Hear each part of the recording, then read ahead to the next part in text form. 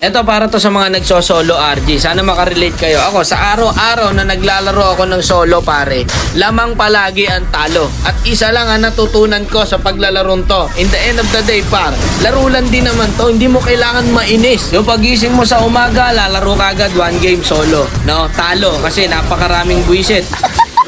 Lalaro ka sa tanghali, kakatapos mo lang kumain para may lakas ka. Pag na-lose trick ka, ibibigay sa iyong kakampi, may mga sariling mundo.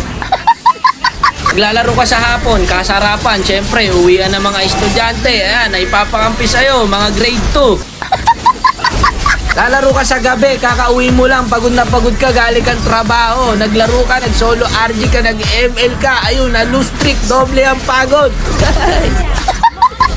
Kung inaakala mong pampatanggal to ng stress, nako hindi ko, nagkakamali ka dyan kaibigan. Pagkagising mo kinabukasan, masakit na likod mo sa trabaho, masakit pa ulo mo no, sa mga schoolworks, dadagdag pa tong mga kakampi mo to. Kung